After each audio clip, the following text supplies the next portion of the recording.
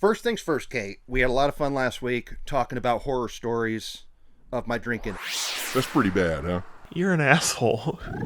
And I'm just going to make it very clear to everyone who's listening that I no longer drink. I didn't make that clear last episode, okay? I think if people knew exactly what you got up to when you were drunk, they would be relieved to hear that you no longer drink. Yeah, I don't want to present the idea that that was like fun times and something to aspire to. I laugh about it now because I've been sober for 5 years and I'm very anti-booze. Mm-hmm. But I'm not straight edge, okay? If it's legal in the state I'm in, then I live that Cali sober life. But anyway, now that I'm in Indiana, I guess I am straight edge. So here we go. We're ready to talk about the pod. No, we're not. Howdy, Holdheads. Kurt Money here. We're ready to talk about the pod? Yeah, we're breaking down episode 54 today. Okay, I guess we'll talk about Dateline again. All right. I'm Lester Holt.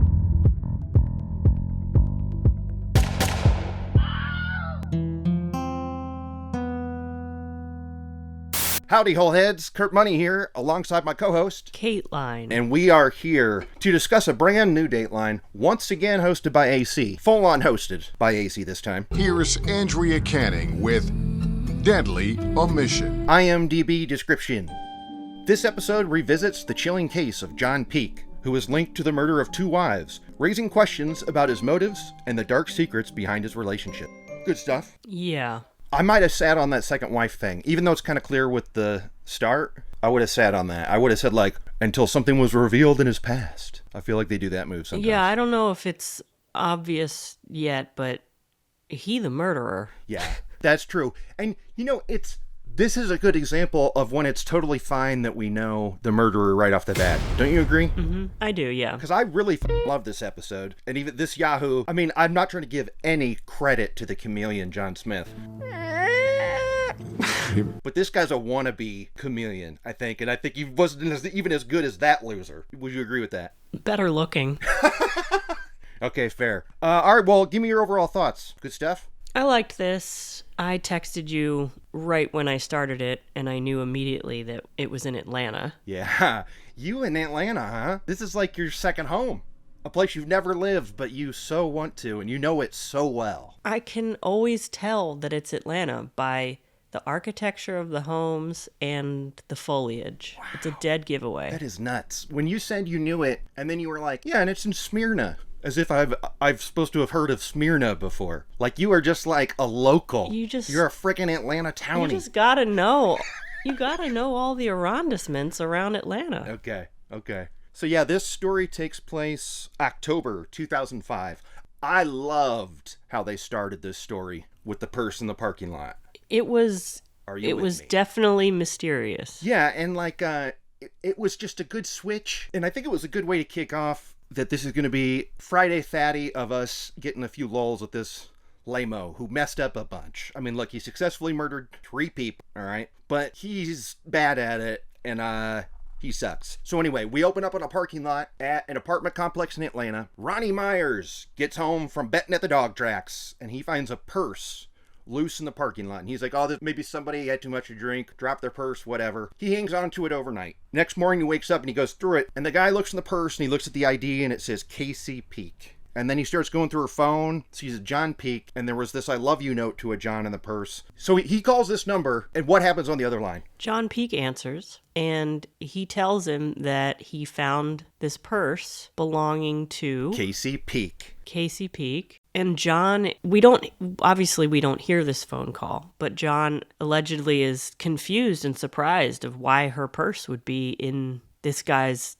parking lot. And he agrees to meet up with him to exchange it. And it's his wife's purse. And he hasn't talked to her in a day, I guess. So he's like, okay, I'll come get it and go see where she is and why she left her purse somewhere. Right. So he comes and picks up the purse. And he's off. And then shortly... Interesting that there was only one John in her phone. No kidding, right? I've got like 40 Johns. I love that there was a love note in there that the killer did not expect to help pin them down, right? Totally. Because that was pretty awesome. Like a posthumous, yes, right on, Casey. So anyway, John Peek comes to pick up this purse, goes back to his house. Minutes later, a 911 call comes in from an apartment complex down the street. And now we hear this guy on the phone and he is crushed. Running 911. Yes. This is John Peek. Okay, what's going on? I just found my wife dead. She said somebody, please.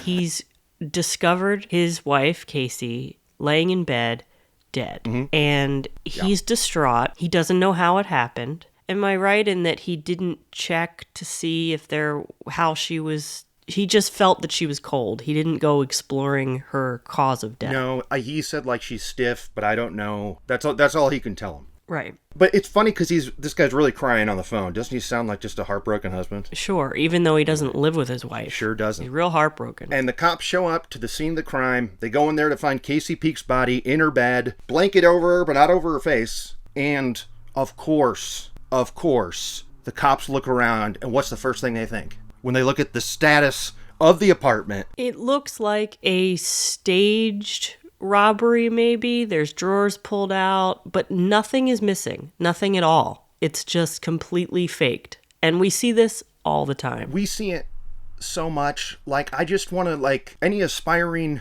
murderers out there, opening a drawer does not sell the idea of a burglary. That's not all it takes to make it look like somebody got robbed, is to open all the drawers. Like, that's... You need to take the things in the drawers. Yeah, or take a TV or a 05 DVD player or something. Like, every time, all they do is open drawers everywhere, and they see through it right away. I feel like sometimes Dateline plays it. They don't reveal that it's fake yet because they like to do that in another act. But I think the detective in this made it clear. It was just stage crime scene 101. That, like, they knew right when they walked in there, shit was set up. I have a question, though. Yeah. How do they know that nothing was taken? Because they don't have inventory of what was there before. There could have been some expensive jewelry in one of those drawers, and it's gone. Yeah, I guess they're thinking because it's still full. Like, none of the jewelry drawers were empty at all, right? I think we see a few of them. But I'm with you. How the hell do they know? Unless John was like... John could have lied and said, like, oh, her really expensive necklace is missing. But he didn't do that. Wait, who am I?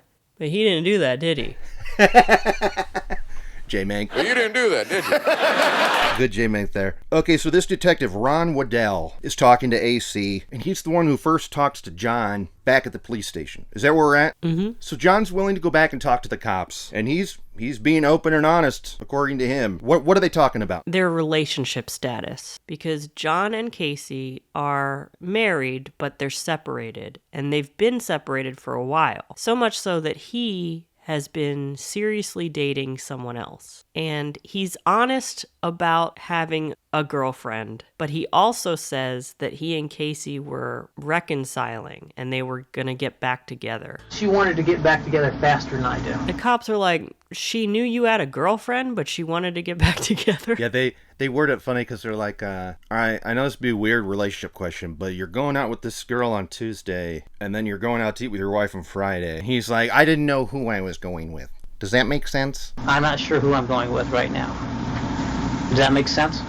Not 100%. And they're like, no, it doesn't, John. And it's clear that these women don't really know about each other. Like, the Tuesday night girl thinks that he's getting a divorce. Yeah, that's Lisa. And the Friday night girl thinks they're getting back together. And that's Kasi. Now, it's really funny because you're right in that he's very upfront about these two women in his lives to the cops. But as you can tell, it's because he's really trying to point some fingers, and he's trying to plant some seeds for who might be responsible. Well, as it turns out, she's got a gun. He's like, well, I don't know where Lisa is, and she grew up with guns, and she loves guns, and one time she chased me into a room and had a gun, or something. Like, he paints this picture that Lisa is like a real wild card, right? And that she's really jealous of his wife. Do you think she's able to do this, capable of murdering her? I don't think so.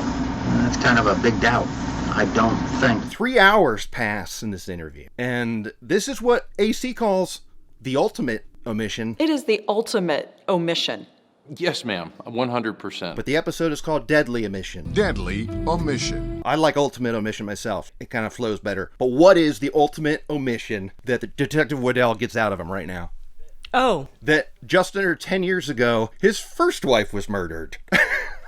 And they're like, hey, John, do you think maybe you could have led with that? We've been talking to you for hours now, and we're just hearing about your murdered first wife, and now you've got a murdered second wife. What's going on? Yeah, and when the detective says, like, well, that's pretty important, like, sarcastically, he's like, I agree, it is important. Like, the way he's telling it, it's like, you just want to strangle the guy. 1996. I had a wife at that time.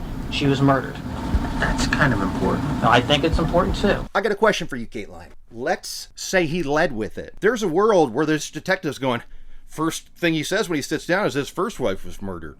I mean, I didn't ask that. When is a good time to say this information if you did not? Well, first, when should he have said it as the murderer of the first wife? When should he have told them? I think he was right to not tell them. But an innocent person would probably have said through sobbing tears, how is this happening again? That's what I think. I think the key is, if this is actually just a coincidence and your second wife is murdered, when those cops show up, you're screaming through tears, what the hell, this again, right? I mean, that's the time when you'd be saying it. Yeah.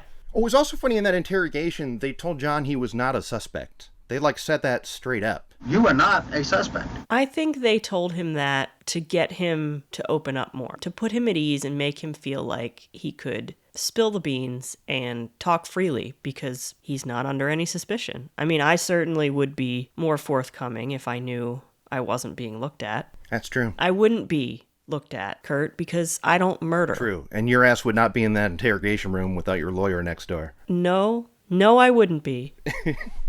Why did John go in there without a lawyer? That's a great question. I think people think it makes them look innocent. Sure, I'll come help. Yeah, and this is what every cop would tell you, is they go in there because they think they're smarter than them. And they're going to go in there and outsmart the cops. And in this scenario, I agree with that. I feel like John Peek walked in there going, I got this. Don't worry. I did this 9 years ago. Let's do it again. I got away with it once. I'll get away with it again. This is a whole subgenre of Datelines that we've talked about, the hubris, where you get away with one murder, shockingly, and then you go, well, hell, it worked the first time. And then they get busted on the second one. I mean, our OG is, Harold Henthorne. He did the exact same things from start to finish with both wives. Okay, we go back 10 years. His first wife, Carol. Carol and her friend Maggie are out to dinner, but they did not come home. John calls 911 and says, hey, my wife, Carol, and her friend have not returned. They're supposed to be out to dinner, but I don't know where they are, and I'm really worried. The first detective, his name is Eddie Herman. He's already suspicious at this point, right? At that time, I just felt like I needed to go down there. The fact that it was made so early, the report was giving you a weird feeling. It was way too early. And also, he didn't check everywhere. He didn't have to because he had murdered them. But it wasn't like enough time for him to even... Like, I went here, I looked here, I called here. He didn't do any of that. He just called the police because he knew they were dead. Okay, so John Peek is guilty of murder, but also saying lies that he should have not said. And this first one is, he goes, oh, I wish I knew where her friend lived, because then we could go check there. But he says, oh, I don't know where that is. Mm-hmm. Now, when the detectives do find Maggie's house, which they found because they all worked at Lockheed Martin together, right? The cops went and the security guard at the front desk was able to pull up her address for them. Yeah. So they go over to Maggie's house. Walk us through what they find when they get in there, Kate. They find Carol dead, and then remind me how she was beaten. She wasn't shot. She was beaten. She was beaten to death with what appears to be a claw hammer. That's the weapon of choice in today's episode. Claw hammer. Right. And then they walk further down the hall looking for Maggie, and they find Maggie in the back room, also beaten to death. But horrifically. So there's two bodies, but Carol is the one that has like 73 wounds or something. And then Maggie has 1 or 2. So they're thinking that it looks like Carol was the target and Maggie was a witness that they had to get rid of. The detective finds Maggie's body first, right? No. He finds Carol's first. Yeah, because Maggie's in the back room. So which one do you think he killed first? Carol. So at that point, Maggie's screaming and screaming, going like, get away from her. And then she's probably like, I'm going to call the cops. I think Maggie was a lot older. Yeah, 20 years. She was like a grandma. Yeah. So I don't know that he really thought that she was much of a threat. He probably thought, I'll get to her after. Right. Okay. Because if he had gone for Maggie first, Carol was a lot more spry. She could have run out the door or called the cops first or something. But he may have even shut Maggie in that back room. Yeah. And then came back out to kill Carol. He's doing this all with a friggin' hammer. Wow. It was awful. It was definitely a lot of trauma. So when they go back and find Maggie's body, there's something in her hand. There might be a clue we got here. There's a little piece of paper in her hand, and this happens to be, looks like some sort of purchase order from Lockheed and Martin where they worked. So this seems like a pretty great clue. We should really hang on to this note. Yes. Looks like we're off to a great start on solving this. That's what John Peeks thinks. Right, because the note has the name of a coworker on it. Yep. Which will... Like Maggie's trying to tell people something. Yeah. Like perhaps this man whose name is written on this note is the one murdering me currently as I hold this. Yeah. John. Dumb, because also... Bro, what? Dude, Maggie was retired at that point. She was 64 and by then retired. So why would she be the one with the paper in her hand for where they work? It's dumb as hell. And this all starts to crumble on them when they start talking to family members of Carol and Maggie. And for one, they're going, well, John definitely knows the address because he installed a VCR over here. So there's lie number one. Dunzo. And that detective's instincts were correct. He knew from the jump that John was shady, and he maintained that point of view for a decade. But he just couldn't get enough together. We were talking to Maggie's family, and Maggie's granddaughter is on Dateline. And why do you think she was cracking me up, Kate? Because she had a little Nick Shaughnessy in her. Father didn't tell me any intentions with it. Because she didn't say grandma, okay?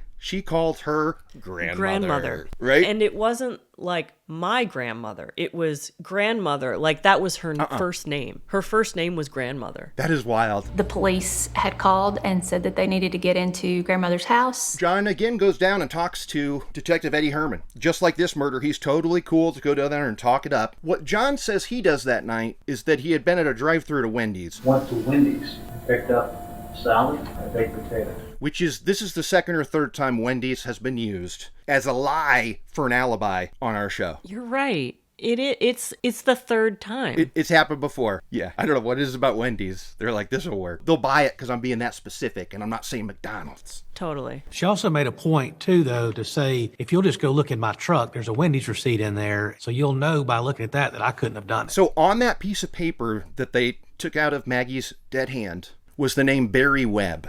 So naturally, the cops are dying to talk to this Barry Webb. What's funny is Barry Webb's dying to talk to them. He had called them and said, please let me come in. I've got shit to tell you. And we hear some of this talk with Barry Webb, and I gotta say, they were suspicious of him as hell. I think they had every right to be skeptical because both of these dudes are shady in their own right. What's Barry Webb getting up to? The fact that he is calling and like begging to come in and wants to be providing the information, that's kind of always a red flag. Like murderers do that. Okay, yeah. Now we know he was completely innocent, but I can see why they're like, okay, let me get a pen. Is that your signature on it? It's your name. I don't even make my R's like that. I'd be seriously concerned, Barry, to get 2 or 3 days into this murder case and to find out that you and her had some type of relationship that I would have a problem. You understand that? So Barry goes in there and they're grilling him and he's like, no, I didn't have a relationship with Carol. No, I didn't kill her. But anyway, guys, detectives, listen up. Let me tell you why I'm here. Because my house was broken into by someone and I caught him. And when I said, what are you doing here? This person said, I'm watching you. What are you thinking right now, Kate? I'm thinking, well, that's got to be John Peek. Well, it does so happen that break-in was the night of the murder, okay? So that's pretty crazy. And I love the way they described it too, because this stupid guy who's breaking in thinks he's being slick because he like made a noise. So Barry Webb wakes up and he doesn't see anybody, but there's a door open. So he goes out the side door and he's like looking around for somebody and he hears the door behind him slowly start to shut. Like this is like a fucking cartoon of this guy trying to escape and he's like, no. And that's when he confronts him and the guy runs off with a bag and he's got like it sounds like metal is in there or something. The bag had something in there like a metallic clinking type sound. Clank, clank, clank. And Barry Webb is in there with the cops going, and I know who did it because he called me later and told me about it. You might be familiar with him. His name's John Peek. The intruder was John Peek. What? So that means that his friend and coworker, John Peek, broke into his house. And what was the reason he gave to Barry? Why did he say he was in there? Oh, why did he say? I mean, I know why he was. He needed to get the murder weapons to then make it seem like Barry did it. But what did he tell the cops? Yeah. He was there to plant evidence, but what he told Barry, here's what he told Barry. He said, listen, I'm looking for Carol and I don't know where she is. That's why I'm in your house. Now, when he's telling this to the cops, they're going, but wait, he didn't call 911 yet. He's breaking into people's houses to look for his wife. That's weird. And then also, John did not mention that that's what he was up to the night of the murder. Another omission from John. So this is it's like, now we got to talk John again. But at that point, he'd friggin' lawyered up. This was for the first case. This happened in like 96. And we've already said it. This thing goes cold. And it sucks because listen to all that evidence. Like the guy lied about breaking in. The detective was squirming. He wanted to nail John and he just couldn't. Yeah, and he said that the case never went cold. And he's like, oh yeah, why do you say that? And he's like, well, I would periodically go knock on his door, which I love. Love that. And then he said, and one time I saw him jogging. One time I was jogging down at the river trail and I saw him. Did you try to talk to him? I did. I ran up behind him. That's pretty good, right? He wanted John to know. He had his eye on him. He can run, but he can't hide. Exactly. Now, he framed it as I was pissed that he could be out there jogging and living life. That's true. But I did he had to make John Peek sweat it right there. The detective was just running behind you. For sure. But anyway, you know what? John Peek's not affected because he gets big old payout of insurance, doesn't he? For like $750,000. He does. He goes to a party a few years later and meets a nice woman named Casey. They hit it off. They get married. I think this is the scariest part of all of this. He met Casey at a party. His friend brought him there. Mm-hmm. That's when you meet somebody and you meet them because they're a friend of a friend, that's supposed to be safe. They are vouching for that person. Good point. You let your guard down because you're like, oh, he's in the circle. He's cool. Not a murderer. Nope. He's a murderer. Yeah. Boy, that's true. That's true. I wonder who that friend was. Do you think that friend is feeling guilty? He's got to be. She felt like she hit the jackpot. Absolutely. Yeah. So John used the money he got from his insurance payout to buy he and Casey a big old mansion. And Casey's friends were talking about it, how beautiful it was. And I mean, it was okay. It was just it's just a McMansion. It's not even that big. It was like 5 bedrooms. Like, okay, that's... Any cul-de-sac has a 5-bedroom house. Like, that's not... But it didn't matter because their marriage hit the skids at some point. Well, yeah, I mean, they have 4 happy years. Way back when they were at the house, they stopped themselves from saying a good place to have kids running around because neither of them had kids. Did you hear that? Perfect place to have. And the neighborhood had this beautiful interest. But we got the scoop on Casey from these 2 friends. Did you like these ladies? From the Atlanta Ski Club. Apparently there's a ski club in Atlanta that they belong to. Did you know you could ski in Atlanta, Kate? Hey, Atlanta expert Kateline. Did you know that? Well, there are mountains in Georgia. I don't know if they're any good, but I mean, you can ski on any hill that has snow on it. Well, you got me there. I never would have imagined, but apparently there was, and that's where all the cool people of Smyrna would hang out, right? Is there skiing where you live? In Michigan, if you drive to Michigan, there's these little tiny hills. Yeah. I would not think that Michigan had slopes because there are no mountains. Well, but yeah, hills. Okay, if I showed you a picture of those hills, you would scoff your ass off and go like, that is a hill. Like even the Black Diamond Hill, you'd be like, that looks like a bunny hill to me. You're gonna have a bad time. I don't ski or snowboard, so I don't care. However, a little insight into my past. There was a time where I wanted people to think that I was a snowboarder. Really? Mm-hmm.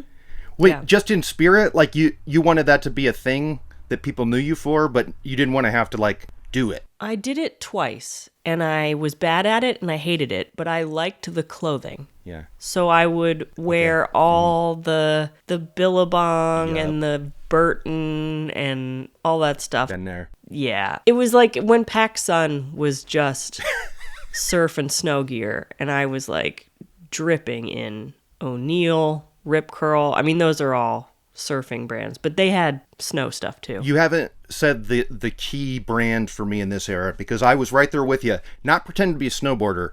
I was pretending to be a skateboarder because I was wearing Airwalk and all the stuff. I was all about it. Okay. I had some maroon suede Airwalks. They were tight. You know what? Okay, where are we at? What's up? You heard it here first, folks. I'm gonna find a pair of suede airwalks. It's time to bring them back. Do it. There are shoes in style now that are from that same genre of shoe. There's like a one shoe with like a white wavy line where I'm like, that's just a wannabe Airwalk vibe. Mm-hmm. Why is not Airwalk back in this? Because remember, Airwalk had like, they got crazy with it. They had tennis ball Airwalks.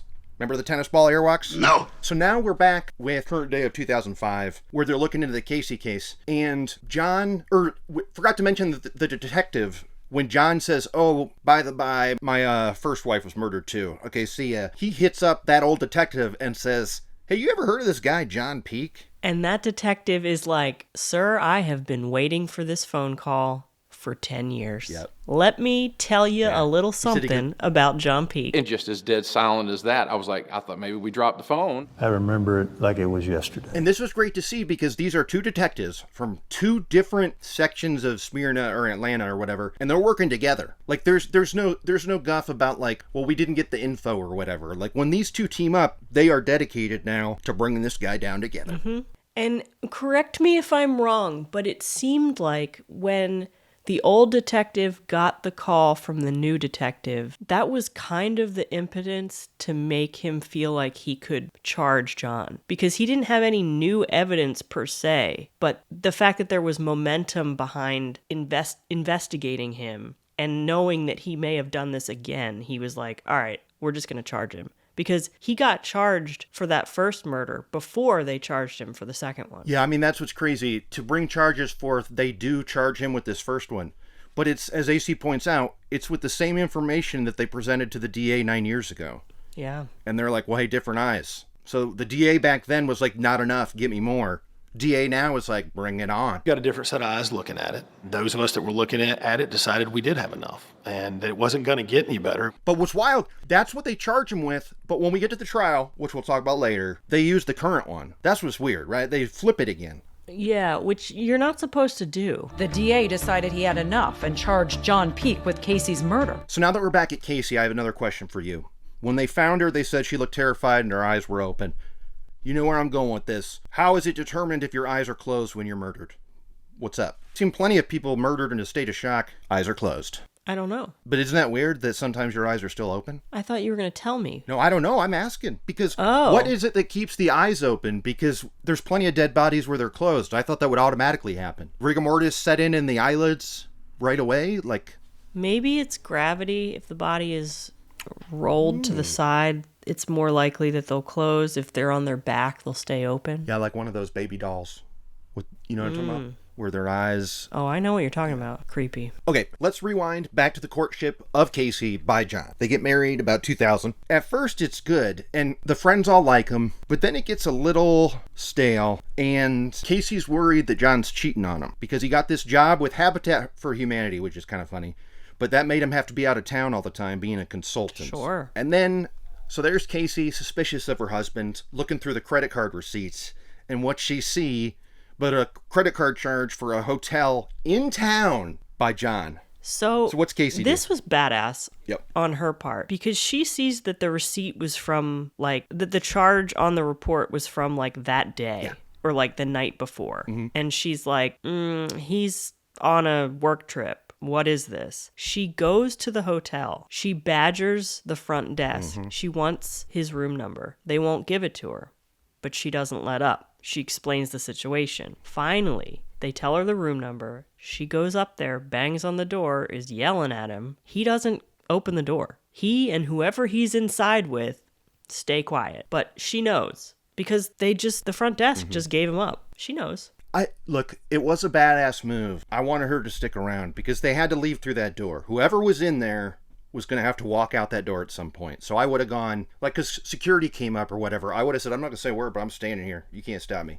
I'm seeing who leaves this door. Because out would have walked John and his lover. She should have knocked on the door and stayed to the side so that the peephole wouldn't show her. And she was saying, like, John, I know you're in there. If she had just done knock, knock, knock, room service, he would have answered. Yeah. And she would know that it was him. Because he wouldn't have opened the door necessarily, but he would have yelled, like, go away. So it turns out old John Peek was in there with a woman. Her name is Lisa, with a Z, Lisa. Now we got to talk about her because she's a big part of this case. Her name was Lisa Kent. The detectives had a love triangle on their hands. The whole time we're talking about this other woman, we're seeing a picture of her. One picture of her, right? Yes. That's it. And so in my head, I'm going, well, she's not playing ball with this. Like, she doesn't want anything to do with this Dateline. They got some picture of her somewhere. That's gotta be what happens. But what happens, Kate? Surprise. What happens? They interview her. She's there, and she is telling all. I liked her. I loved her, and I loved how Dateline sprung it on us, because they cut to her talking after seeing that picture for like the 5th time, and then they say she was willing to talk to us, and I was just like, AC, boom! So he's throwing you under the bus in that interview room. Yes. It didn't work. Lisa told us what the detectives told her. That's the Dateline shit I love. Because that had me floored, really. I gasped. I was like, I can't believe they got her. But Lisa's there giving us the scoop. Mm-hmm. And the cops are like, well, sounds like we got to talk to this Lisa because she loves guns and stuff. And she's chasing John around the house. I mean, she sounds like a real loose cannon. So they bring Lisa in. And how does her interrogation? She explains to them that John told her that he was divorcing Kasi. She and John were the real deal. And that she had no idea. Do you mean that he was seeing her? Oh, absolutely. They were dating. Really? Mm-hmm. And been dating on Tuesday nights for quite a while. Oh, so that's what he has been doing on Tuesday nights. He was just lying to both of them completely. Yeah, and when we first hear the tapes of Lisa in there, they're trying to make it sound like maybe she is guilty. But I think everything she said in there points to her innocence. Oh, yeah. They were trying to talk to her about the guns. And she's like, yeah, I mean, I grew up with guns. I've shot guns. And they're like, do you have one? And she's like, yeah, I have one. I haven't picked it up in years. Like, it's been a while since I shot it. And she really was not showing any signs of being like this jealous gun nut who was out for blood. Right, and she seems like she's helpful from the jump because when they say that Kasi was murdered, your boyfriend's ex, you think, she goes, excuse me, can you tell me what caliber it was? That was her first question to them. Now that to me is smart, and these dummies, these cops are a little shook by it. They go, we don't know. They knew it was 30, right? They knew it when they found the bullet. That's them lying. Yeah. Can I ask you a question? Do they know what caliber pistol? You said it was a pistol. We're not sure. But anyway, I'm going, okay, Lisa sounds innocent to me. So then Lisa tells them about this time that John asked if she could ever shoot anybody. And AC loved this. Do you remember what she said? Again, I think it's just utterly honest. She goes, and I told him, and he asked me this recently, if I could disassociate enough, maybe I could do it. Maybe I could shoot somebody. And AC's like, disassociate? Yeah, I took that to mean that self-defense, she could do it. If someone broke into her house, she could shoot them, but she doesn't want to shoot somebody that she knows personally. For them, I might be able to disassociate from that.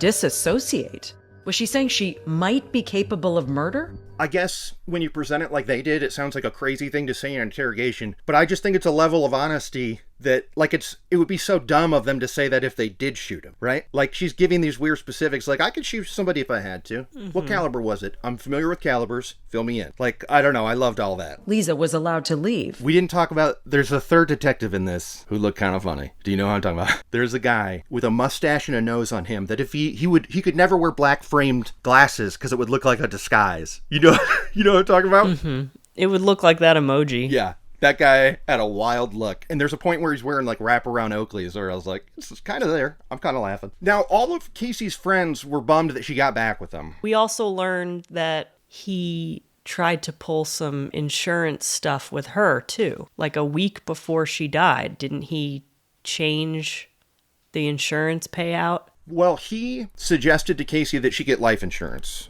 And so she did. And it was a family member of Casey's, which we'll be talking about, had told her, don't do it. You don't have kids. Why would you have insurance? Great point.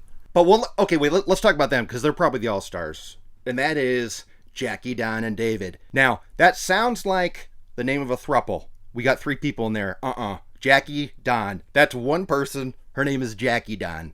What do you think, Kateline? I've never heard that name. It kind of reminded me of Judalon from the Menendez case.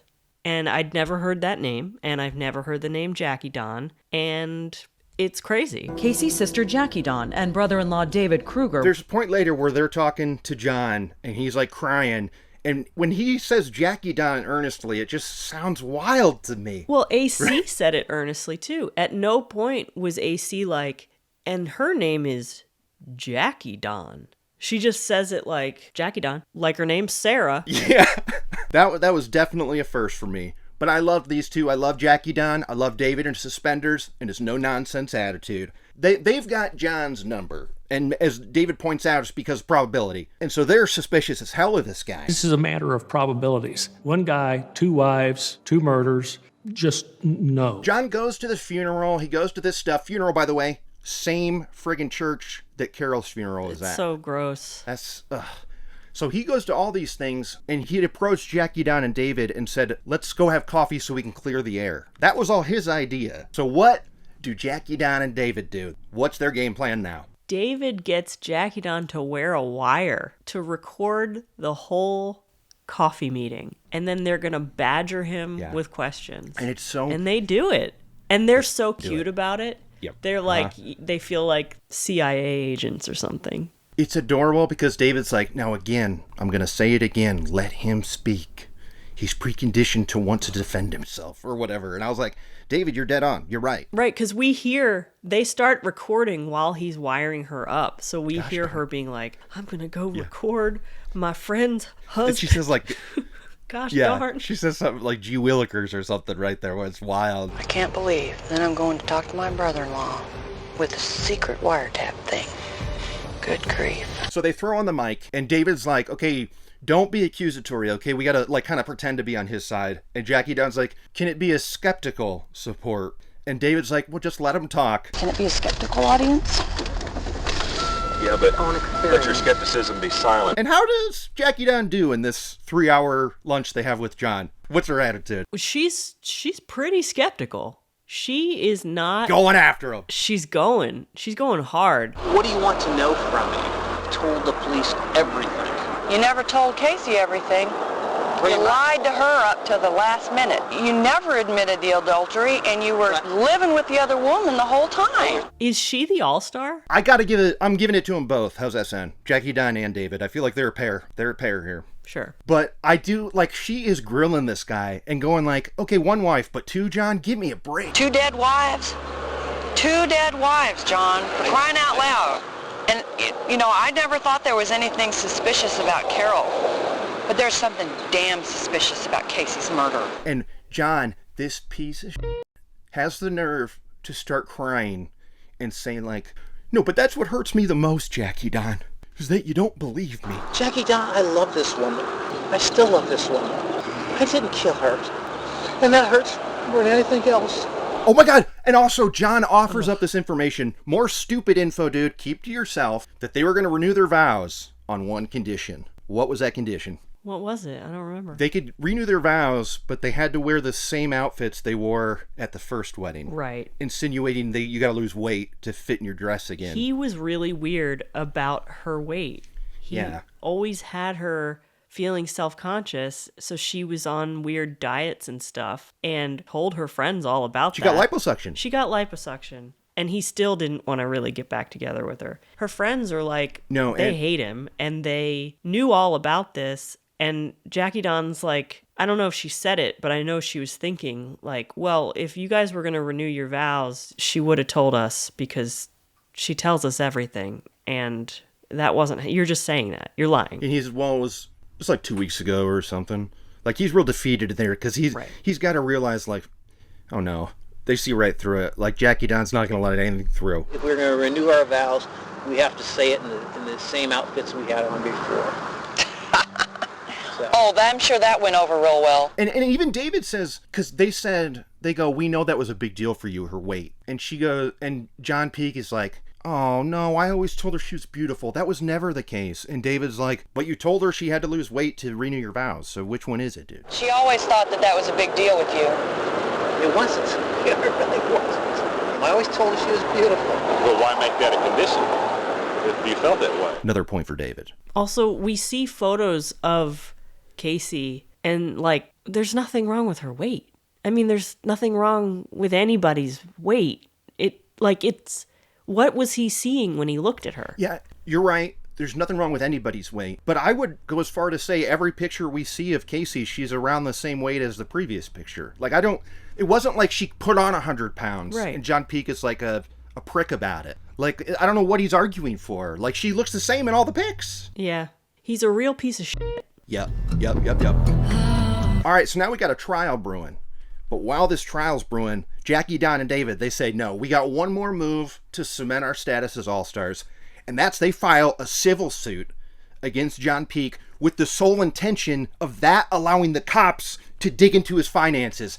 That's smart shit. Mm-hmm. That was a good move. I've never thought to do that for that purpose. Yeah. But, I mean, now it makes total sense. Even the cops are like, and it was fairly well hidden because we didn't have it, but it was good that they did that and gave it to us. They got a lot of financial documents that had been relatively well hidden from the police and from our office, and they shared those with us. So smooth. That's where they find out all the insurance stuff. That's how they find out he was making payments where if she didn't make a payment, he would make the payments secretly. Mm-hmm. To keep the coverage going. John. That is sneaky. All right, so where are we at now? We at the trial? Yeah.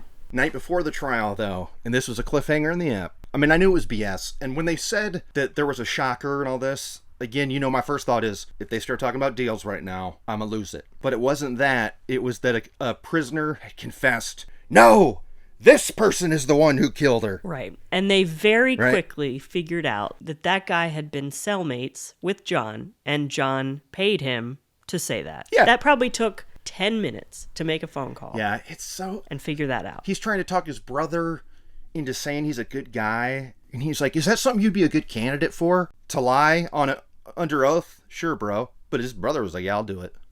Anyway, he sucks. We're hearing all these calls. I need someone to break through this and say, okay, hey, John is innocent. Would you be a candidate for that? Yeah. We don't buy it that this other prisoner wants to kill him. So now this is charges added on. And actually, this does go to Deal Town because he wants to avoid the death penalty. Right? He says they have him on there saying guilty. How do you plead to the charge? Guilty or not guilty? Guilty, sir. That's fine. Yeah, and they show... So all this went down in like mid-aughts, right? And John Peek is a total dweeb and a dork, and his voice is funny to me. And I hate his guts. They show him a picture of him in prison now in his 70s. He looks like a lifer, doesn't he? Doesn't he look like a real prison guy? He's got like the goat handlebar and like tattoos and a shaved... I'm not saying he looks cool or anything, but he looks like a prisoner now. Yeah, it's probably a little bit of self-preservation. You got to play the game if you're going to be in there for the rest of your life. Yeah. I wonder if he altered his voice a little bit. Maybe he talks lower. He's got it, right? Definitely. Yeah, because those photos of him from his 40s, yeah, he's like a little... He was such a dork. Such a dork. He worked at Lockheed. He's like a little engineer nerd. They say that still to this day, 20 years later, he's still trying to pay people to say that they did it. Like, so he's still... Sad. Trying to play that same card here. Okay, before we go to those lists, I gotta say one thing. This is the... It's not in a segment because the guy did it right. But do you remember the part where AC says to the detective about how John has two ladies in his lives and he wants to keep them both? Mm-hmm. AC goes, he wanted to have his cake and eat it too. He wants to have his cake and eat it too. Now we know that usually the other person on the other end of this is going to repeat it or say something stupid. Yep. Did Brody kind of want his cake and eat it too? Yeah, I would say even beyond that is he thought he could. Old Detective Waddell, he responds 100%, yes, every slice. Boom! That's the perfect answer. He played it right. Oh, I was pumped for AC in that moment. I bet AC was like, thank you, sir. Yeah, that was such a home run for me. I'm like, that's how easy it is, everybody. See how easy this is just to play ball, just to go with it? Like, do you really need to correct the saying? Yes, and. Yes. You gotta yes and it. Boom. Another thing that John did to plant these seeds, besides trying to throw his buddy under the bus with the note in her hand, his wife got a threatening letter at work that was like, I'm going to kill you if you do something. And she tried to play it off like it was nothing, but good old John insisted. Right. I love that she was like, this isn't real. I mean, it never is in these scenarios. Like when it was with Mark Jensen, it was the same thing of like, these wives are just living a life and doing their thing. There's nothing shady at all. Mm-hmm. They would get a note like this and think, what are they referring to? Like, it's not, right? Like, it's not even a threat to them. Yeah. And of course, John's like, and I took it straight to administration. He didn't take it to the cops, though. That's for sure. But he had to make sure he had it on the book somewhere that he could prove that she got this letter. But he insisted that Lockheed security be notified. Dumb as hell. Are we onto those lists, Kate? Well, we are, but Kate's unnamed list. My list is completely blank. You got nothing tonight, huh? I got nothing. Okay. I still loved it, though. It was great. That reveal of Lisa was so dope and on point. That was so awesome to me. I like, hat tip to AC, to the production. Well f***ing done. Like, they knew they only had that one photo, and they're like, we're going to play with these fools. Old Kurt Money's going to spin in his seat when he sees this. This is going to be great. And I did. Let's hear your list. Oh! Time out, Kate. Gotta rewind for a sec. We talked to a friend of Carol, the AC talks to, and she's saying how John is sleazy, and how the reason, her proof that he's sleazy is that they were on a camping trip and he kept wanting to take a shower with her. Do you remember this? I do, vaguely, yeah. And AC's response, I forget this woman's name, but her response to AC is awesome, because AC goes, Like, did he want you to, like, take your clothes off and take a shower? She's like, well, that was sort of the implication. Yeah. You can't do that, John. Oh. Anyway, okay, all right, on to Kurt's Kick-Ass List. Kick-Ass List. Something out of a movie. Old Eddie Herman says it. You can't make this up. I mean, this is like straight out of a movie. I thought the one friend was about to say it because she said something out of a nightmare. It was in like the cold open and stuff. Horror. Am I in a nightmare? You know, it's just absolute gut punch. She threw me for a loop there. There's one more that I forgot when I was watching and I didn't have anything to write down. But hey, those are two things on my list. That's pretty sweet. What do you think? Maybe future Kurt will pop in and tell us. Possibly. Future Kurt here. Current Kate is correct. Absolutely correct. I did miss one. Current Kurt did miss a big one, because turns out this fool, John, he had like a library of 50 to 60 tapes, the guy says, of different murder shows. And we almost get a Dateline mentioned by name. 50 or 60 different tapes of multiple different shows that, similar to the one that we're doing here. But this is definitely on Kurt's kick-ass list. So, back to you, Current Kurt. Oh, and I just talked to Future Kate. She's looking for those friggin' airwalks. Can't find them anywhere. The ones they're making now are duds. They stink. And they're only available at JCPenney. So, that's a bummer. But anyway, back to the app. Alright, well, that's the end of the app. Another great one, I feel. We're back in the swing of things. We're in the groove. I hope it continues with this next app. Hold heads, remember to check us out on video. You can see that on YouTube or Spotify if you want to watch it in a little square thing. It's a little weird on Spotify, to be honest. But I think the video's a lot of fun. And so go to our YouTube, I'm Lester Holt, to see that. Yeah. And never mind, no griping. And on that note, I'm Kurt Money. I'm Kateline. I'm Lester Holt. For all of us, I'm Lester Holt. Good night. Sneaky, sneaky.